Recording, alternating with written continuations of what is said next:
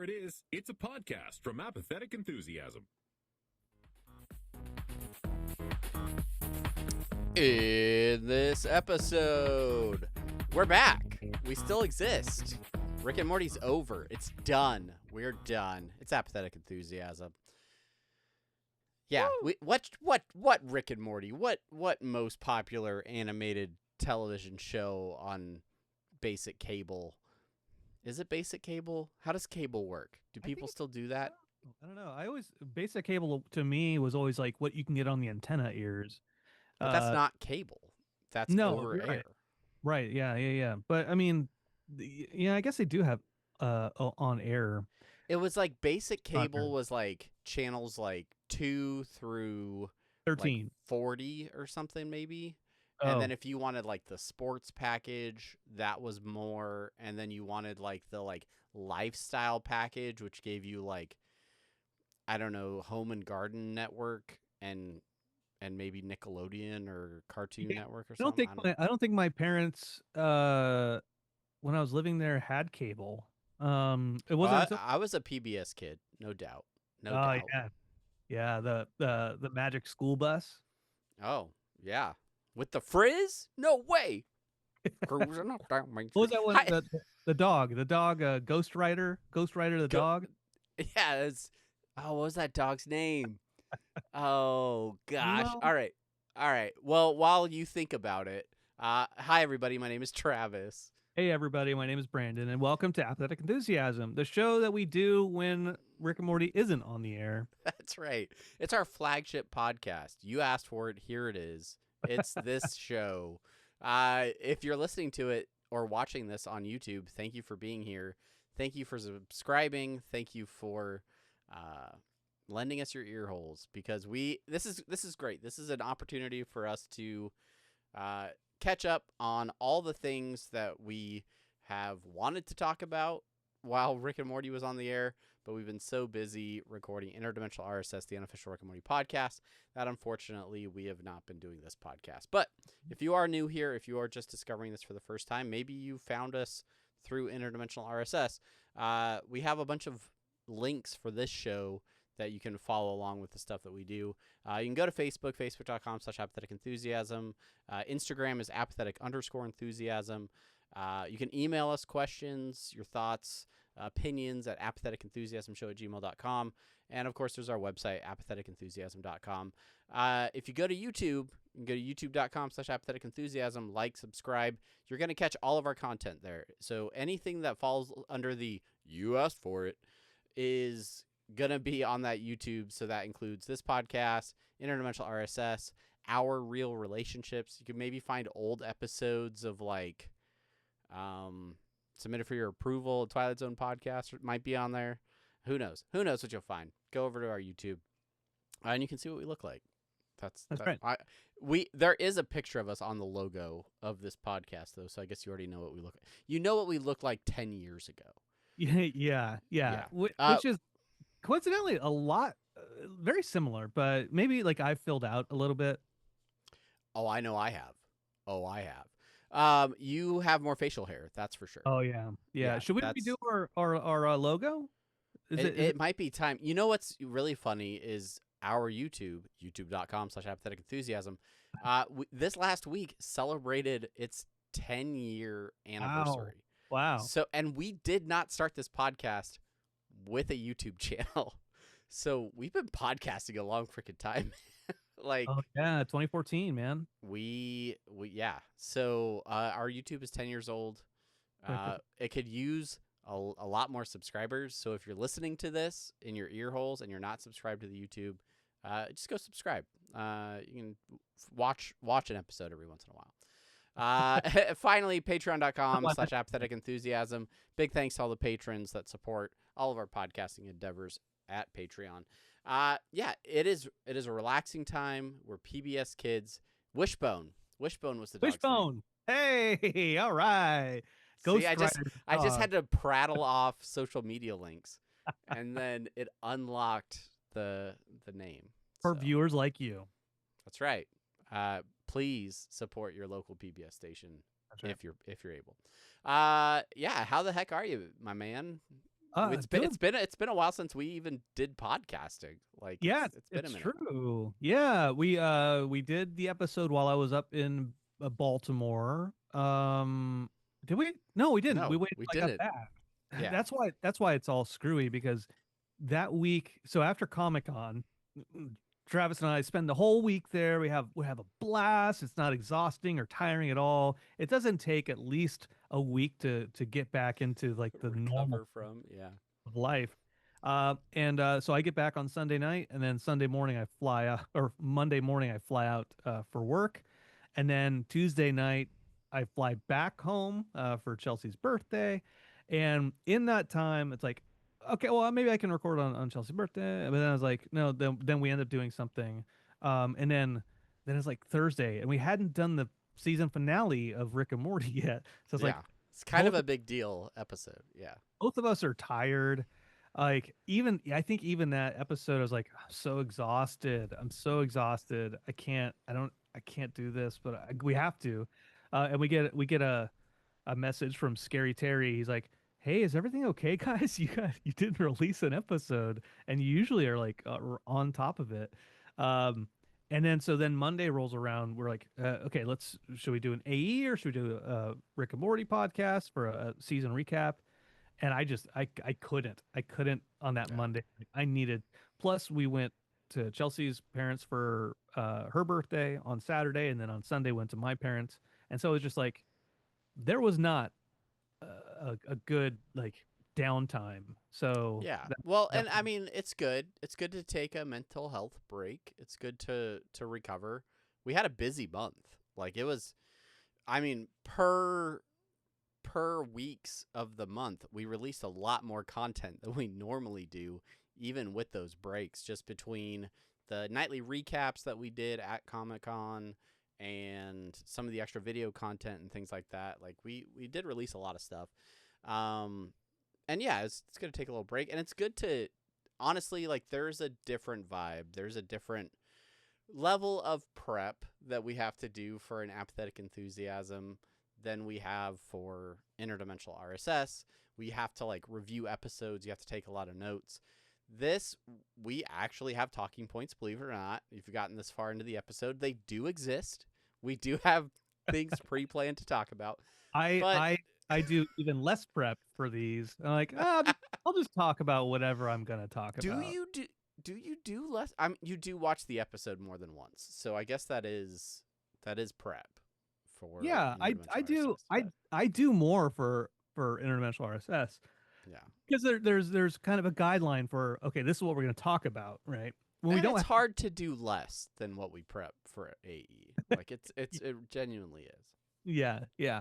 So we're back. We do have things to talk about. Travis, what do you have on your list? Because it was the beginning of May. I think May 5th was the last time we put out an actual Apathetic Enthusiasm in its entirety, like from our homes. Like, so yeah, I mean, a lot of things have come out. We've absorbed a lot of content, watched a lot of movies and things like that. I don't, do you want to do a movie roundup real quick? Like, kind of catch up on some of the films that stood out to us over the last few months? Yeah, let's do a Apathetic Enthusiasm movie roundup. Two shock jocks. That is a reference to another podcast that I've been listening to that we can talk about later. So the first movie I want to talk about is Freakier Friday. Yeah. Oh man, movie of the summer. Am I right? Yeah. Am I right? Jamie Lee Curtis has never looked better. Nope. Not in Halloween. Not in Everything Everywhere All at Once. Nope. Never. Not in Aliens. And cut. What movies did you start watching in May? That was all the movies that obviously the movie of the summer is K-pop Demon Hunters. Obviously, have you watched it? No. Why would I watch K-pop Demon Hunters? Because you have a teenage child. Oh, that's the reason I watched it. No, I'll go into what Dexter and I are doing separately. All right. I will say K-pop Demon Hunters really quick. a movie I had every expectation to dislike. I was like, I'm not big into anime, not really a K-pop fan.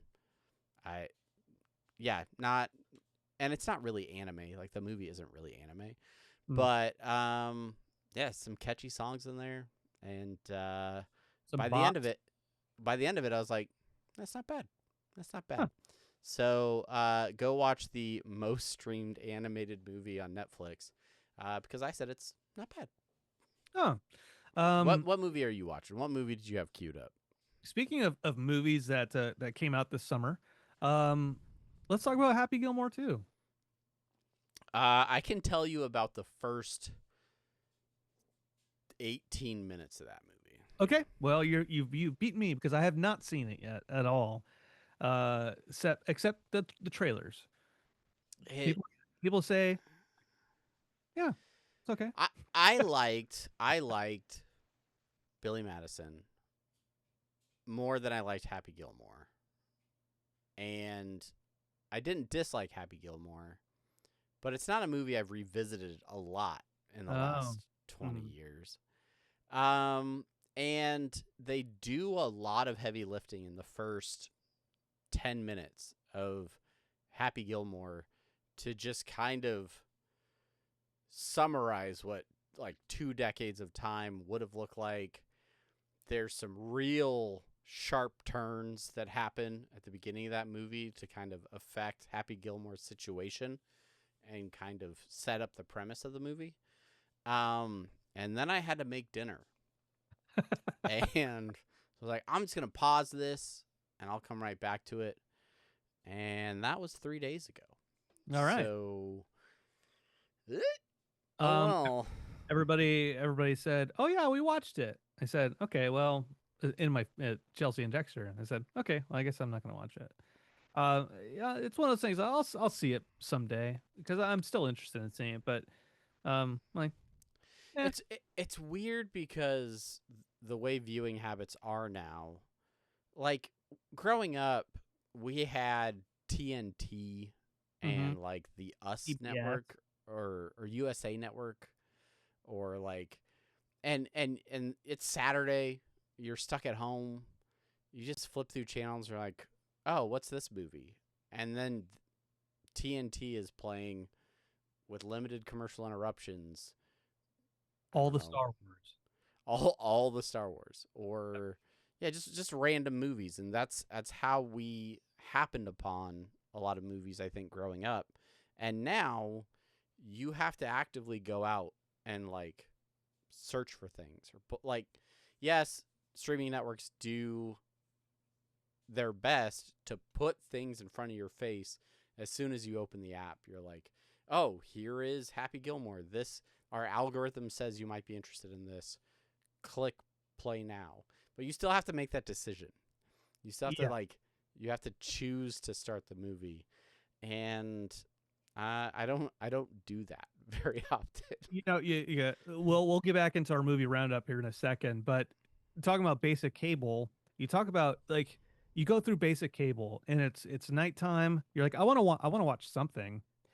What do I want to watch? So you're flipping through a channel and then, you're like, well, what about this? Like, I don't want to watch this. I don't want to watch this. You go through 40 channels of I don't want to watch this, but you still want to watch something. So you're like, I guess I'm going to watch whatever this is. I'm done. That's why infomercials were so good, because you're like, well, these are easy to digest and I'm going to watch.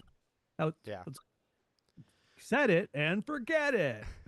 And ShamWow, like these are the things you remember. The Ronco. Ron Popeil, he is a master. Yeah. But I think the experience of going to a hotel is the closest I have to going back to that era of just like, most of the time I don't bring a streaming device while I travel. I have like a laptop or my phone, things like that, but I usually don't hook up like an Apple TV to my hotel. Now a lot of hotels already have them baked into the TVs or things like that, but yeah, just turn on cable, flip it through channels, and see what's on. I tend to land on ESPN a lot, or random channel of like a movie or something, whatever's on. I tend to anytime I go into a hotel, one of the first things I do is turn on TV. I don't know why, like just have it on in the background, even if I'm not watching it. I just like to have it Just on. You know, break the silence. yeah, you know this about me. I just turn on the TV, and then I go to sleep to the TV in a hotel. And that's what I do. Usually like at nighttime now, whenever I go to a hotel, it's Adult Swim. That's kind of like a go-to. I know what's going to be on. It's predictable. Yeah. So I'm like, okay, I'll probably wake up in the middle of the night to American Dad or Family Guy or maybe Rick and Morty, and then I might stay up and watch it. Um, or depends on the movie channel in the hotel, right? Because some people have Showtime, some have Max. Um, so I'm like, oh, let's see what's on the movie channel they've got. I'm like, oh, I haven't seen Gladiator 500 times. Let's watch it again. Um, but you know, like HBO, that's where I watch Gremlins 500 times and Short Circuit 2 6 billion times.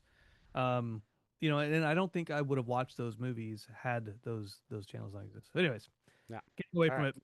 Roundup. Movie roundup. We went and saw some movies in the theater.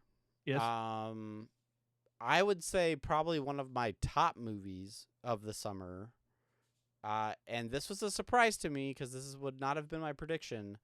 Was Superman, the James Gunn adaptation over on the DC side now in a summer of superheroes, because what summer isn't? Superman for me was the clearly better movie than Fantastic Four, and I don't think it was close. I haven't seen Fantastic Four yet, but Yeah. I'm also I was excited when Fantastic Four got announced, and then the trailers looked good, and I was excited, and then it waned. It just slipped away. Where I'm like, okay, I'll see that. Was it because you walked around Comic-Con and saw all the blood donor Fantastic Four T-shirts everywhere? Oh, maybe it's because I saw that fantastic drone show last year. Which we totally missed, by the way. We did. But yeah, Superman. So it was very, very good. It was a very, very good movie. And this is our hot take on a movie that's a month and a half old. yeah, James Gunn did it. In my opinion, some people would say no, but I would disagree with them. The whole idea of Superman being a positive force and like he is a beacon of optimism and hope. Not just saying like you see this symbol, it means hope. No shame to the Snyder game, but you know, like you can't just say this symbol means hope. You have to feel it too in his actions and in his words and what he's doing. Even when the odds are against him, he's still trying to do what's right. And Gun Superman did that, like save life at all costs. He's like, you see him and you're like, and then you see how he's acting with Crypto and other people, and he's just like this big dumb goofy son of a bitch, but his heart is so good. Yeah, and I think the heart behind it being the driving factor for this Superman is what makes him most appealing to me. That alongside with having people exist in the world that can go toe to toe with him, and like opening with Spider-Man, with Superman defeated, basically like the start of the movie is him laying on the ground beaten and bloody, like to me was the thing that was missing from the Snyderverse Supermans a little bit, like and the most previous iterations of Superman, is he just felt too powerful, and it felt like knocking down whole cities and things while he's fighting and stuff like that. Like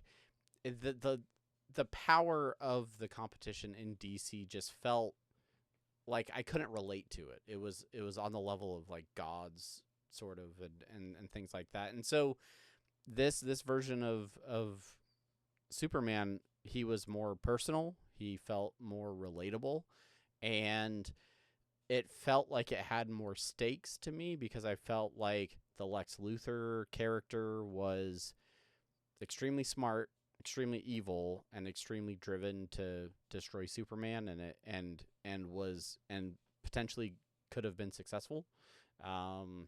The other cast of superheroes kind of around Superman um, complemented him well, but also provided like an alternative to like the ones that were more corporate and more like focused on image and things like that, presented, while not a direct like uh, opposition, like this is a way Superman could have gone if he wasn't raised in Kansas with, you know, parents that instilled values in him and things like that. So Yeah. Um, all all correct. Yeah, I love the like the Green Lantern being a more corporate thing is like, hey, come on, we're superheroes, right? And then like they're doing it because they want to do it because they want to be superheroes. Where Superman is like, I just want to do what's right since I have this power. Like I feel like I should do this for people. I should be helping people.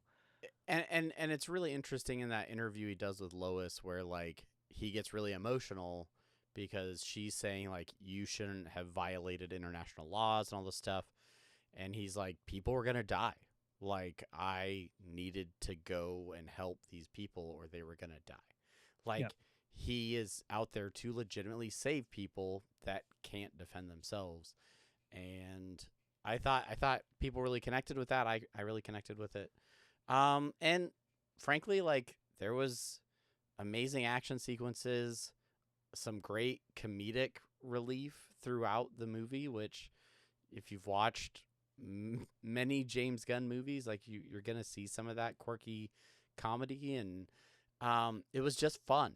It was Yeah. a fun movie to watch. You wanted to go watch it again because it was a good time in the theater. And the other thing, and the last thing I'll say about Superman before we continue on with our movie roundup is as far as we've talked about this early on. It's kind of interesting you talk about Fantastic Four and in this movie. Early on, it was very, hey, Marvel's building this stuff up, and they started slow, methodical. They had purpose. There was a plan to it. Uh, and DC was, and I think that's part of why Superman was so strong. Is like they weren't putting all the other superheroes in there. They weren't building a universe. They were centering it around Superman. And Yeah. then now you have to like fit these other characters in to his world, but they're none of them are as strong as him because you've already established that in Man of Steel. Um, so then we have this Superman at the same time as Fantastic Four. They're like Marvel's doing a soft reboot essentially with Fantastic Four. I think they're trying to get to with the introduction of the the Reed's kid, Franklin Richards, right? Yes. Um, yeah, and it's like, oh, okay. But then James Gunn is over here, and he's like, okay, yeah, Superman is in this world, got it. But he is not the only person. Metahumans already exist. They were not in Yeah. hiding. We don't have to like introduce them little by little. They've always been here, and everybody knows about them already. It's a world where superheroes are a thing already. And he threw some compelling text on a screen, and in a few short minutes established all of that in this version of the universe, and I think it was really effective. Like it was, most people know who Superman is and what his powers are. Like you don't have to like reintroduce all of that stuff. And I think transitioning to Fantastic Four a little bit, I think that's where Marvel missed a little bit more with Fantastic Four is we've had what, three other Fantastic Four movies in the last 20 years. Like for the most part, people that are going to go see Fantastic Four like get it. Like get the idea of who these characters are, what their powers are. Yes, you're trying to establish a new reality. This is a different, you know, multiverse dimension where the Fantastic Four exist. But and I know you haven't seen it yet. The pacing for Fantastic Four starts off very quick. Let me introduce all 4 of these characters, the world that they live in, how they got their superpowers, what the dynamic is between them, and like it all happens very fast and it feels very rushed, like a bunch of setup. And then then they set up, okay, also like there is the Silver Surfer that's come and it's threatening Earth, and it's tied to this Galactus that's like a godlike figure and a celestial, and so then we got to set up some other stuff with this, and like more setups. Like 45 minutes into this movie, I was like, we're still setting things up. Like, can we take a breath and like have something And like Galactus meaningful happen? Half eaten the planet at that point. I'm almost done, guys. and what you said like really kind of like makes a lot of sense, because the point of this movie is setup. It is setting up the reset of the Marvel Cinematic Universe. Really, like you go 5 movies from now, there's some stuff with Doctor Doom, there's some other things going on. This movie introduces a baby, the kid of Reed Richards, and is it Sue Storm? Is that her name? Yeah. Mm-hmm. Yeah. Mm-hmm. And that is an important character, but like all of this movie exists to kind of set up that character. Yeah. And then introduce them a little bit, and then hopefully have these characters be in some other Avengers movies and things like that. But it just felt like it was exhausting to me, honestly. Like it was and then by the end, because everything felt so fast and quick, I didn't feel like I had really established a meaningful connection with the characters as much, in the same way that I did in Superman, where like I wanted Superman to win, not just because he's the good guy, but like I liked the character. I liked the personality of the person that was like playing and was in that role, and was like, yeah, I want this guy to win because of what he stands for. Yeah. And I just didn't have that same feeling with Fantastic Four. So. It's just a dog. Like, yeah, and he's not a very good dog either, but he's cute, and Crypto is he's chef's kiss. Yeah. He's probably alone and scared, and gotta go get him. Yeah. Yeah. So that's our Superman Fantastic Four. What else have you been watching? Well, I want to ask you about a movie that you were very excited for. Oh yeah. And we talked about it a little bit in San Diego, but then this is the part of the show where I haven't seen the movie and you have.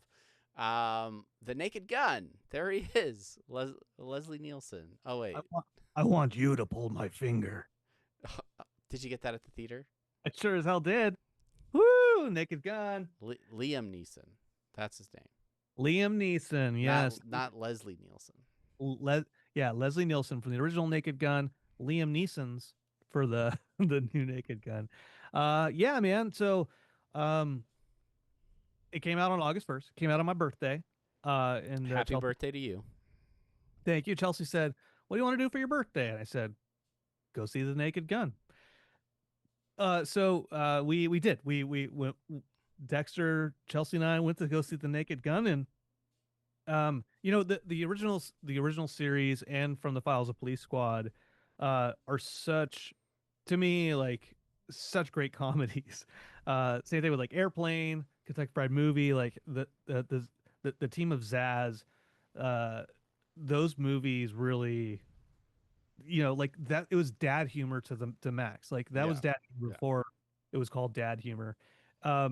And like the Leslie Nielsen in The Naked Gun, it's like joke after joke after joke, and like sometimes there's so many jokes that you like your brain has just caught up to the fact that there's a joke right in the middle of another joke, so it it's rapid fire. It's fast paced. What I'll say about this version of the Naked Gun, which was directed by Akiva Schaffer, one of the Lonely Yeah, Island guys. Lonely Island alum. Yeah. Um, he directed it, um, and it's a very very funny movie. The one thing that Chelsea and I both kind of left out of the theater was like it wasn't as rapid fire as those early movies are, and that's okay. Liam Neeson is not Leslie Nielsen, but there are still a lot of very funny gags. There's a lot of really funny scenes, and I don't want to talk about the scenes because then it'll like kind of spoil the humor. But uh, I I left being like I liked it. I wish it was paced a little bit differently. But then I talked to somebody else about it. I talked to a few other people about it and some of the gags, and it was just we're just cracking up about some of the jokes that are in there. And I'm like, okay, yeah, no, it's good. It's good. It's one of those movies that you're like y- Liam Neeson, his deadpan is so great. Pamela Anderson, she's really good. She does there's a scene where she is uh doing some jazz singing that she's doing. She does really good. Okay. All right.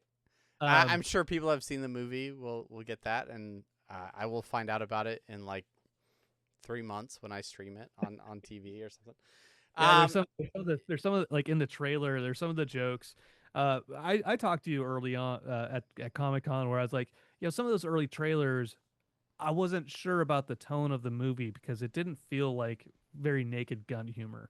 A lot of the gags that people, one of the gags people loved in the trailers, which I wasn't a huge fan of, was they're all the people of Police Squad are looking at pictures of their fathers and crying and be like, "Dad, oh, I miss you," and then it gets to a picture of OJ, and then somebody is in front of it who's presumably his son, and he just looks at the camera and he's like, "Nah." Um, and I was like, that's too it was too like on the nose, I think. yeah. If I Yeah. maybe if I saw it in the movie and that was the first time I saw it, then I'd be like, okay. Yeah. But that kind of humor I wasn't super into. So I was happy to see then in subsequent trailers where he's like, I see you I I see you were arrested for man's laughter. Must have been quite the joke. He's like, manslaughter? Oh.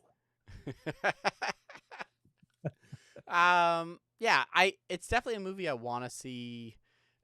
I I can't think of the last time I got got out for a night on the town to go see a comedy in theaters, which Mhm.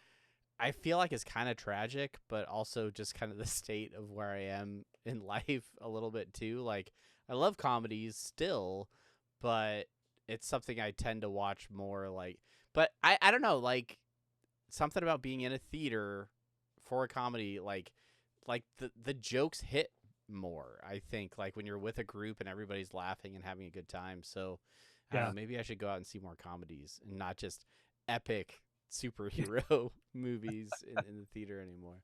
I do recommend it. It's got a lot of laughter in it, and there's a scene like in a like kind of a montage love kind of scene that I was dying, I was dying during. But Yeah, recommend it. I'll definitely have to check it out. You mentioned the director Akiva Schaffer, right? Yeah. One of the Lonely Island gang. Very recently, probably in the last, within the last month, I started listening to a podcast that's been out for probably a couple years now, at least a year and a half. Um, and it is the Lonely Island and Seth Meyers podcast. That is the title.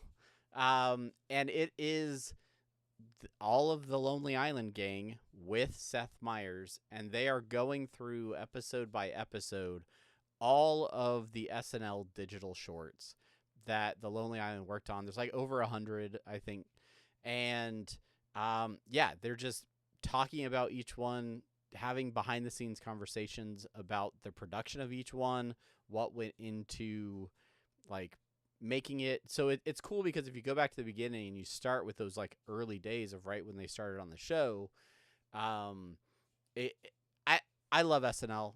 I've grew up on SNL, and the sort of like behind the scenes of how that show goes from nothing at the start of a week with a brand new host to producing like an hour and a half of live television on a Saturday night. It's fascinating to me, just the entire process, the way Lorne Michaels like runs that show to like they make a ton of sketches and then some go on, some don't, and just all of the behind the scenes conversation is really fascinating to me. So it's interesting to have Seth Meyers, who was there for the entire Lonely Island run, uh, both as a cast member and then as like lead writer, and he was doing update for a lot of that run. They don't just talk about the shorts; they talk about all the other sketches. They talk about interesting stories with the hosts and things that happen. And it's just if you're an SNL fan and you're not listening to this podcast, I highly recommend it because it's just and they're just like easy to listen to episodes. I'll crank through like a couple in a day, just on my drive or whatever because they just a bunch of friends just having fun conversations about being on one of the most unique shows in the history of comedic television. Yeah. Yeah, it's really cool. The so you're talking about friends in comedy, and how they've come together. So getting back into a movie, right? So talking about directors. So Akiva as he's in comedy, then he becomes a director, and then he was part of SNL. Then you have this guy named Zach Kreger, who was in the troupe Whitest Kids You Know, and he has since become a horror movie director. He directed the movie Barbarian 2019, 2020, 2021, with Justin Long. Um, and like it's basically like an Airbnb horror movie type of thing. And then he directed the movie that just came out this weekend, Weapons, which stars Josh Brolin, some other folks, Josh Brolin mainly. Benedict Wong is in it as well. And so we went and saw that on Saturday. It was a movie that like it came out on Friday, and I'd heard really good things about it, and like the they kept everything secret enough about the plot of the movie that I was intrigued about what the movie was about. So not you being a horror guy, you know this already, but if you don't, the plot of the movie is that at uh, one night at 2:17 in the morning, 17 kids opened their front doors and then they ran out into the night and not to be found again. All these 17 kids were from the same classroom, and there was only one kid in the classroom that actually showed up, and the teacher. And so the story takes place about like a month after that, after like a bunch of stuff's going on. And so it's like it's a really good movie. The more I think about it, the way it's structured, the way it's structured, they go like POV, kind of like almost like novel type of chapters. Like they start with one character and it says like the title, like Justine does her part, and then it goes to the next part, Archer, which is Josh Brolin's part, and like it keeps going like that. And then in like all good anthology movies, you start seeing where all of those stories have intersect from time to time. Mm-hmm. Yeah, yeah, It's, yeah. it's really good. And then it the type of story. It's not. I'm not generally a fan of the types of stories as far as like the supernatural aspects of things that it ends up being, but I thought it was still really good. What So was it called? weapons. Weapons. Okay.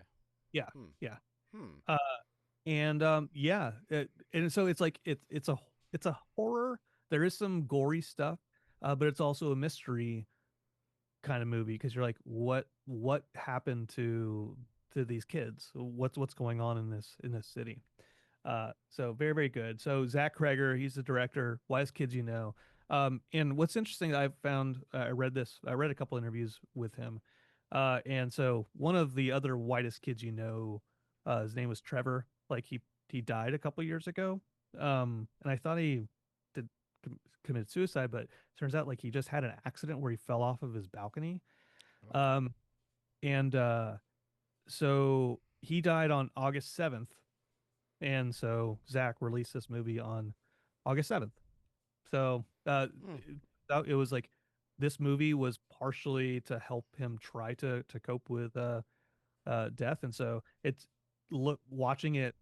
I would like to watch it again through that lens. Yeah. I see a lot of things to it. But anyways, all that aside, it's very, very good. Recommend. All right. I'm opening a tab about it right now. Oh, the poster looks really creepy. Mm-hmm. Oh, I don't like that. Yeah. I don't like that. We saw it in theaters, right? And we talked. Let me go back to another point you made about comedies, seeing comedies in theater. Like comedies in theaters, right? You want the laughter, you want all that type of stuff. And you don't mind some talking because there's lots of funny things going on. In horror, what I know there's like, yeah, it's so fun to watch horror in theaters. Um, I don't know if I like watching horror in theaters with a bunch of people. It's like, Yeah. shut the fuck up. Like this guy in front of me was like, he's like, ugh, during a like, he's like, why are you loudly sighing that you're comfortable now? That's unnecessary, dude. What the fuck? All right, sorry. Anyways, I hate Yeah. that guy. Very, Come on. very disruptive. Very disruptive. Yep. I think that does it for me on movie roundup. Do you have any other movies that you wanted to talk about in your talking points? No, I don't think I don't I think watched a suspense movie. It almost counted as a horror movie, and Sheena turned it on the other night, and she's like, "You could talk about this on your podcast." That's not a good impression of my wife. It's called The Drop. Have you podcast. seen this movie? Uh-uh. It's about a lady that goes on a blind date, or it's not like a blind date. She's meeting somebody from one of the apps or something. But she's there waiting for him to get there, and somebody starts. The entire premise is that somebody is airdropping her like photos, and then they like turn into memes, and there's like kind of twisted like dark memes, and then they start getting really personal, and then the person is basically like cloned her phone and is manipulating her because there's somebody at her house threatening to kill her son if she doesn't kill her date or something like that. And so it's a kind of like mystery of like she's trying to figure out how to work her way around this, figure out who in this restaurant is doing this, because like airdrops, you have to be within a certain distance of people to airdrop. So like the person has to be close. It was interesting. It wasn't a great movie, but it was. Yeah. It's like a 2-year-old movie too. It's Why like did on you Netflix. turn your Bluetooth off? Yeah, change it to contacts only. That's where my brain went at first. Like you start getting two of the like I would have gotten the second one and been like, oh, contacts only, or just like do not disturb mode. God, I'm here to see someone. Like, Yeah. get out of here. Like, unfortunately, like my child would have died at that point, based on the premise of the movie. But Yeah. I'd have been like, I would have enjoyed a meal with somebody, I guess. Yeah, I'm like, oh, this is a good date. Good date. There was some weird ass person trying to airdrop me memes and shit. Have you ever gotten airdropped weird stuff? No, never. I think mine's on contacts only, so I never get. Same. Well, unless it's from one of my contacts. Shout out to Sam, who's probably the only person listening to this. He'll probably airdrop me something weird later. All right. What else you got on your list of talking points, or was that it? Do we reach the end? No. So we started recording. I say a little bit late, but it's mostly on time because We recorded at exactly the time we usually start. Oh, that's good. Yeah, I went to work early today and for cybersecurity training, Oh. and so which means I got home early, and so it's throwing off my time. Usually I would we would record later because I would say this is our normal time, and then it'll be anyways. Um, so I was a little later to get to our normal time today because I texted you and I was like, I'll be right there. I'll be there in a couple minutes. Dexter and I are trying to cheat at this game. Uh, so we were playing Night Rain. Uh, Duos mode came out, and so we surprisingly didn't play that nearly as much as I thought we would. But then he's like, "Hey, you want to Grounded 2 is on Game Pass. You want to play Grounded 2?" And I don't know if we ever talked about Grounded. Did we ever talk about Grounded? We is that the one where you're like a tiny person? Yeah. And Yeah. yeah, Honey, I Shrunk the Kids. we did talk That's right. about it because I remember working on the episode image for it. That's the reason I know That's right. that we talked about that game. Yeah. So Grounded 2 is in alpha. It's on Game Pass. You can play it. And so Dex was like, "Hey, you want to play this?" I'm like, I was kind of hesitant, but cat's in the cradle. If I don't spend the time with him now, there'll be a time that I don't get to spend time with him. So I'm like, yeah, let's do it. So we've just been playing a lot of that. Like yesterday, we played maybe from like 2 in the afternoon to midnight. We played a lot, and so it's glitchy. The game crashes here and there, and I gotta jump back in. We got very basically to like the last boss, and then it was too hard, and then like we ran out of like bandages and stuff to heal with, and then I had to repair all my stuff, but there was no place to do that in like the last area. So that means like we had to like respawn all the way back at our home base, which is like 20 10 minutes of it's not that long, but it's like but you can ride a mount now. So we have a red ant mount. So All right. galloping through the garden on a red ant. So before we recorded tonight, Dexter sent me a text. We're at the phase where parents and kids text each other. It's fun. And he's like, check out this video. And the video is a YouTuber, and he's like, found this insane dupe glitch for Grounded 2. Like, huh. Huh. Let me put this on the TV. Let's watch this, Dexter. So we're watching, like, oh shoot, that's really easy. Like I want to try that now. He's like, yeah, me too. I'm like, go turn on your Xbox. Let's go. and that's when I text you like, we're gonna be a couple minutes late. Yeah. By the time we're done recording, he's gonna have full stacks of every resource in the game. It's gonna be done. He's gonna have it all figured out. Before I came in here, I said, all right, so you got to start farming some duplicates, so all of our armor could be good, so we can go beat that last boss. So good. And when the first time we did it, we're like, ooh. I'm sure they will fix it in a patch. You gotta get that. You gotta stay on top of that. Speaking of playing games with your kid for 12 hours, that's what I did this weekend. Yeah, it was the final weekend of Lorcana Set Champs. Usually they take place over the course of a month. Missed the first week because I was out in San Diego hanging out with you at Comic-Con. And then so we got to play last couple weeks, and then we played on Saturday and Sunday to maximize our chances at being successful. The tournament we played at on Saturday was an hour away from our house, so I had to drive an hour to get out there, and it started at 10 a.m. So like we left my house at like 8:30, so we could be there a little bit early, and start at 10. A lot of the tournaments we've been playing this month had less than 18 people for whatever reason, and which has not been the norm in past seasons.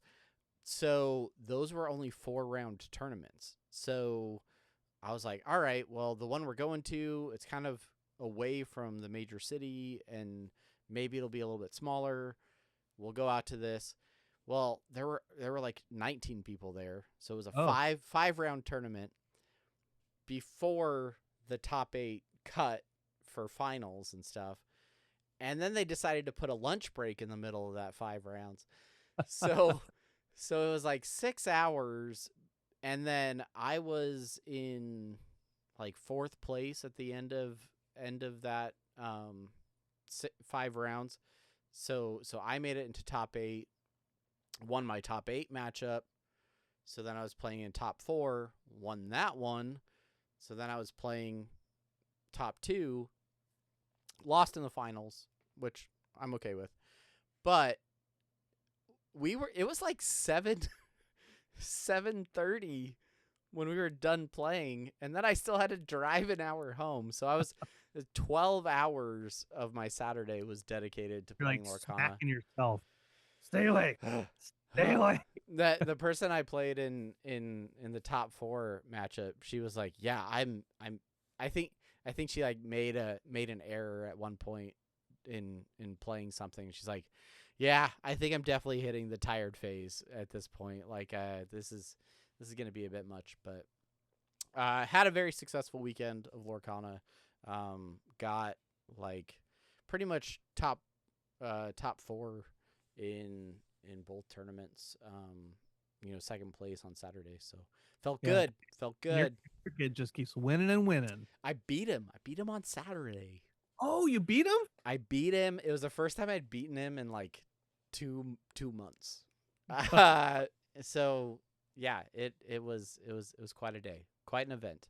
He's like, I have to show you something that I made. 3D printing. That's the other thing we're obligated to talk about on Apathetic Enthusiasm. Doing a little bit of having fun with coming up with ideas and actually doing some 3D modeling on the computer, and then printing it, and then like trial and error stuff. So, for trading cards, right? You got trading cards. And then people put them in sleeves, like loose sleeves like this, right? So you put it in your loose sleeve. But if it's a really nice card, then maybe you use a top loader like this, which is a little bit firmer plastic. You put it in there, right? And then it helps protect the card. But then, you just got it in this like plastic thing. Like, what are you going to do when you throw it on your shelf? You put it in the mail, whatever you do.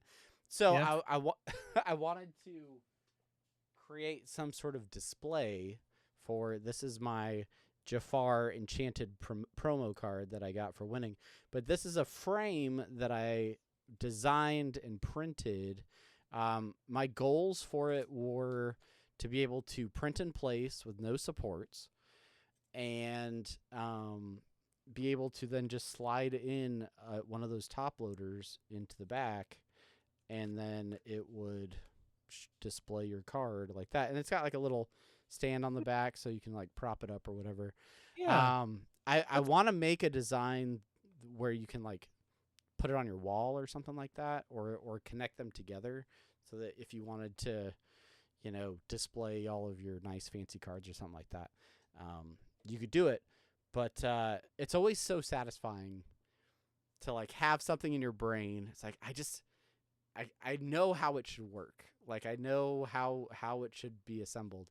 And then to actually have the means to make it like a reality within a day, it's such a satisfying experience. Yeah, man, that's awesome.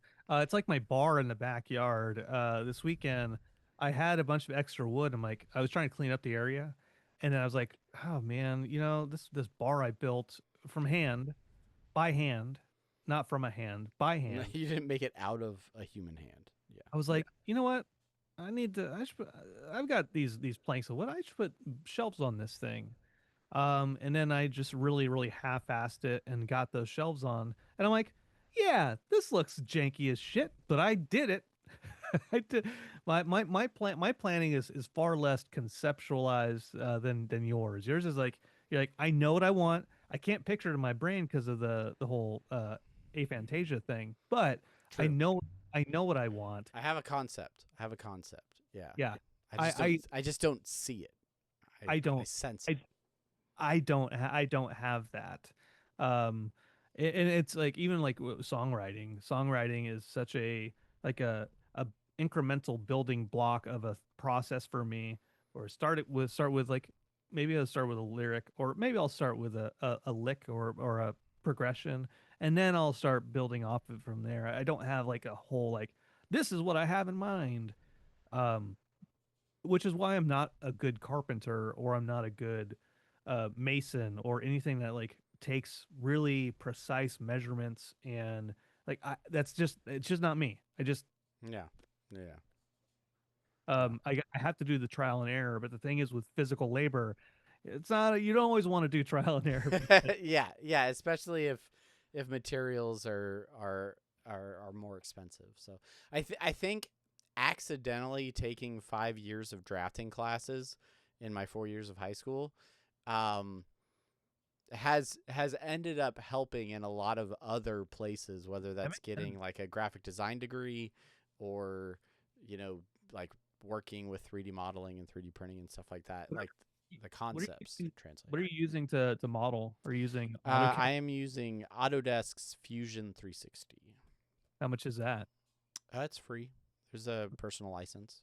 If I'm not like selling stuff or Okay. selling designs, like you can use it personal.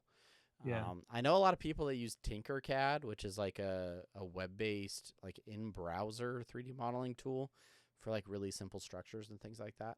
Yeah. Um, Because so I talked about this at Comic Con, but I'm like, yeah, I think I'm ready to use my 3D printer to try to do some cosplay. yeah, I kind of feel like I need to upgrade my printer, but Yeah, before I stuff get before or I get whatever. into that, I'm still rocking an Ender. But yeah, I could some clone armor or something. I don't know, something dumb. Yeah, Uh, a Grunklemite mask. all right, we are approaching Rat an time. hour. We're almost out of time. We did a lot of San Diego Comic Con content, but now that we're a couple weeks removed from it, any moments that stand out for you that maybe we haven't talked about? Anything that surprised you at Comic Con, or something that you're excited that happened that has stuck with you now that the sheen of San Diego has been washed away? Yeah, I bought those Scott Pilgrim pixels. That's And right. The Thrill Joy Scott Pilgrim mini pixel L's or pixel M's or yeah, whatever. yeah, those guys. These guys. This is actually the redemption uh card. Oh, So we'll get into that, right? So it's all those little boxes, those blind box things. yep. Well, we Travis and I, we wait in line for the Thrill Joy to get the exclusives. We wait in that line. It's long, and then by the time we get up front, everybody has taken everything that we want. Like And right it's as not even 10 a.m. it's not even 10 a.m. Like right as we get there, they're like, oh yeah. Oh, you wanted a Garbage Pail Kid? Gone. Oh, there's that Scott Pilgrim, the big one. Gone. Okay, well, I guess I'll get We're this. we're Gone. literally standing in the booth in the little zigzag to like purchase at the counter, looking at the stuff we want to buy as they are being sold out like in front of our eyes. Jason Voorhees gone. It's like, gosh, dang it. Okay, well, maybe this gone. So by the time I'm next, there was like one Scott Pilgrim thing left. No, there was like one thing that was, it was the box. It was the box of Scott Pilgrim. There was a box of 6 Scott Pilgrim minis. Yeah. There's a big one, the 12-inch one, and then there's the mini ones. Uh, and so I'm like, okay, well, I guess I'm just gonna buy the box of Scott Pilgrim boxes. And the guy in front of me is like, I'll take one of those. Like, the box. He's like, no, I'll take one of the box. Yeah, One. because there were two outside of the box, and then there was the full box. And Yeah, I had purchased the two that's right. You're the standalones because like I went there for the full size Scott Pilgrim, and then that sold out while we were in there. Mhm. And so then I was like, well, I'll just get a couple minis because we were discussing in line. You were like, I'm gonna get the box, and the guy in front of us, we had talked to him. He's like, oh, I really want the Jason, and if not, like my backup is the Batman. And I was like, oh yeah, I'm just really here for Scott Pilgrim stuff. And then all of that stuff had sold out by the time he gets to the front of the line, and he buys the thing that he knows we wanted. But I was like, Yeah. all right, dude. Yeah. So And they and cracks your box they to get crack open one. the box to get one, and I'm like, "Do you have any more of the full boxes left?" And they're like, "No." I'm like, "Okay, well, I'll just take those. I'll just take those 5." So then we get back to the shuttle. We're going back to the hotel, leave on that final day, and we're just opening up the boxes. So Pixel has something in those blind boxes, which is like the golden Pixel. Yeah, the chase, right? Yeah, you're chasing after it. So if you get the golden Pixel chase, then there's a redemption code. You turn that in, and then you get like a special edition. Which Thrill we Joy. knew nothing about. Like, we knew very little about even this company, Thrilljoy, Yeah. going into it, which I later discovered the guy that like started Funko Pops basically like left Funko, started this new company. So it is, again, they're vinyl figures. They're very Yeah. similar to Funko Pops. All of them are blind boxes. So all of the ones you buy may have one of a different variant of that character in the box. So it's the collectability and rarities like change. There, a lot of them are all limited edition, so they have like a little stamp on them that will show. Yeah, like Like, how many pieces have been printed? yeah. I didn't realize until I was home that this was the first time Thrilljoy was at San Diego Comic-Con, because the company didn't exist during Comic-Con last year.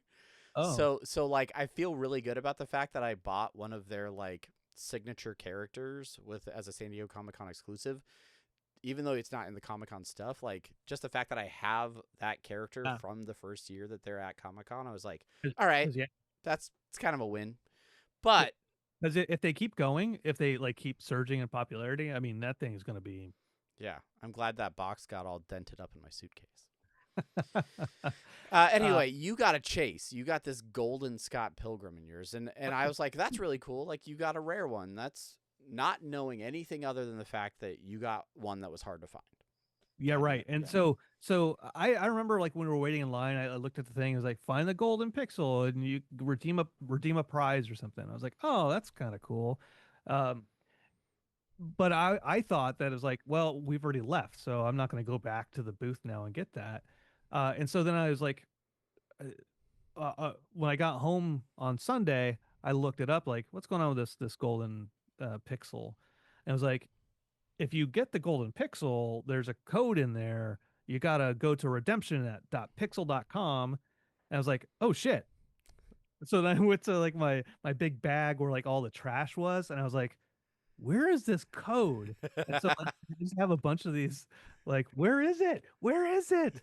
Uh, and then I found it. I found it in one of the bags, and it was like in the corner of the bag, like just like kind of scrunched up. I was like, I I am so glad that I'm such a fucking slob sometimes that I didn't throw everything away right away, because yeah, that thing would have been gone, and I'd be Yeah. like, I trust me, I have the golden pixel.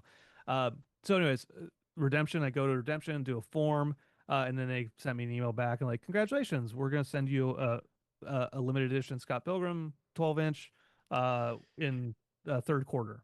I think that is really interesting to me. I am dying to see what this looks like, because these pixel, like the little mini ones that we got, they're maybe like 2-inch figures. They're really small. The full size ones that you buy, like the boxes are a little bit bigger, but the figures themselves are maybe 6, 8, 8. I think maybe they're definitely not 12-inch figures. Oh, really? So Oh, so the fact that you're getting it says 12-inch figure, like that's a foot. Like that's a oh big yeah, Scott Pilgrim figure. Like, you're right. so I am very interested to see what this looks like once you get it. And I'm not insanely jealous or anything like that at all. Yeah, Probably keep it but in the box. Maybe, I think that might be a good call. this is the one. I'll This is one of them I'm not gonna keep in the box because I want it fair and square. All right. Maybe they won't And send it fuck to you in a box. and fuck that guy who tried to he probably got the Ramona that I needed. Yeah, yeah. So I will talk about that real quick. Like, I like how Travis showed this on camera already, but like how the display fits together. Yeah. Like, there's little displays, there's magnets in there, so the figurines doesn't fall out of the display, and like you can move the display, they click. Uh, it's so cool. The guy who So got the box, he got that Scott Pilgrim label, which I'm not happy about, but I got the Golden Pixel, so it's fine. It's fine. I'll trade you this for your 12-incher. I'll give you the If you Golden Pixel for that. All right, well, I'll talk offline. All right. Anyway, yeah, Thrill. If I hadn't put the Thrill Joy boxes way up above where I'm at to where I'd have to stand on my chair to get one, I would show on stream what the boxes look like. But yeah, not those little boxes. Hold on. All right, guys, stick with me. Anyway, Thrilljoy, I do like that company. I was surprised how packed that line was and how many people wanted to get in there.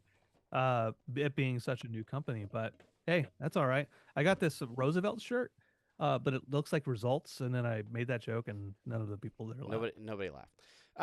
All right, so this is Blue. This is the one of their like Oh, main characters. So all of these boxes come wrapped in white cardstock, so you can't actually see what's in the box. You can just see on the back what options are in there, and then they actually have like a little tearaway thing on the back, and then that will reveal which character you get. huh. Depending on how many they make. So this is one of 1,000 figures that they made, but this is like their main character, So like Blue. all of their boxes, even the big ones, are blind boxes.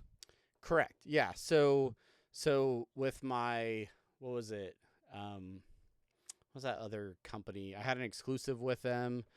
So they were selling them at another booth, and these were Animaniacs ones. So it was listed as Wacko, but then you could get the Chase, which was dot 1 in 6 chance, or the Super Chase, which would have been Yakko. So they're all listed as Wacko, but then when you open them up, then you see what you actually got. I got a Wacko.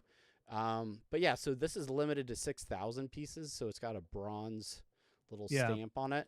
But then like this one was limited to 1,000, so it's like a silver, and then so Huh. so some collectability like details that go a little bit above and beyond from like a Funko Pop. But Yeah. and then Yeah. obviously the blind box aspect of it as well, kind of scratches that itch for some of the collectors as well. I think that's kind of cool. And for like resale, right? Like you go to any store now, any comic store, any Target, any Walmart. There's just like so many Funko all over the place, right? Uh, and like especially like a comic store, right? They're just like the walls are lined with just shit tons of them, right? Yeah. And they're all like 3 for $5 or 3 for 15. Yeah. Um, this is a cool way to be like, here now actually tier, like if it catches on, here tier these up. Yeah. Like this you the silver is $10. I don't know, whatever. I don't know. Um, They're really good looking figures. yeah. I mean, blind boxes have not necessarily gone down in popularity. Just ask the Labubu fans. Yeah, Can this be the last thing we talk about? Because yeah, I, ever. I'm so mad. I'm so no, it's a Labubu is this look, nothing against people who have kids who love Labubu. Okay. Uh All right. Or their children that love them. Yeah. or their children. They're But I'm one like, specific child actually, because there's just one of my kids that was I didn't I obsessed. didn't I didn't realize till this year. Well, because it seems like a fairly new turnaround. Oh, it's How pretty recent. Yeah. yeah, how quickly Labubu became a thing, and just all over the place, and like scalping and reselling and like raising prices. Um, And I'd heard that the guy who made Labubu, they weren't popular for a while, but then like some K-pop person found them, and then it's like, oh, now we love them. Everyone wants them. Yeah. Yeah, the company that makes them became a huge booth at Comic-Con, and almost every of the like resale booths where there's like collectibles and things like that were selling Labubus at a average of a $20 markup. Well, I'd say an average of a $35 markup. You could find them a little bit lower, a little bit higher. I bought my kid one because she wanted an authentic one. And the booth I bought them from, had them like priced $10 lower than other booths.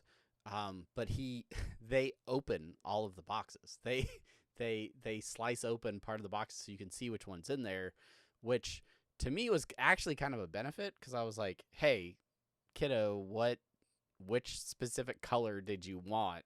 So that I only have to ever buy one more of these instead of, blind. Oh, I didn't get the one I want. I want to buy another one. Yeah, well, I don't want to take out a second mortgage so that you can hang more little monsters on your crossbody bag. So, yeah. Crossbody. She came out of her room the other day and legitimately said crossbody bag, and I was like, "Stop calling it a crossbody bag." And nobody knew I was quoting Rick and Morty except for me. That's funny. Well, Anyway. Travis, welcome back to Apathetic Enthusiasm. This was fun. Anybody who is having as much fun as we are on this show, you can find us in a few ways. Of course, Apathetic Enthusiasm, YouTube. We did all this at the top of the show. They I know, but you always do it at the end too, right? You're like, but hey, remember to find us. This is where we tell you to rate, review, subscribe, leave a comment, send us a voice note. Send us a DM with a voice note. Maybe we'll include your voice on an upcoming episode. Honestly, that's not a terrible way to hit us up. DMs in Instagram with a voice note. Hell, we don't need a phone number. You don't need my address. Just do a voice memo. Yeah, we'll do a Q&A episode if we get enough voice notes. So yeah, send us some voice notes and we'll do a Q&A episode here. We're not telling probably you 6 months from now when do we do another one of these episodes. No threshold. We're not telling you like if we get enough. We're not going to tell you what enough is. Yeah, enough. If we get enough. It's just us doing different voices. Hi, you guys. I was wondering if you guys talked about Lorcana cards. Hey, guys, this you know what I was just saying is I didn't like your potpourri episode because you was like, you like potpourri. My grandma used to use potpourri. Fahugu gods. All right. That's not even a question, sir. That's not even a question. You're just saying what you don't like about this. We're not. I'm not going to air that. I will not air it. Can't do it. Can't do it. It's got to at least be decipherable. So, all right, that's it. That's the show. Thanks for listening. Do you think it's like my grandma's potpourri? Okay, now I can respond. No, I don't think it is. All right. Until next time, I'm Travis. And I'm Brandon. Thanks, everyone. Bye. Bye.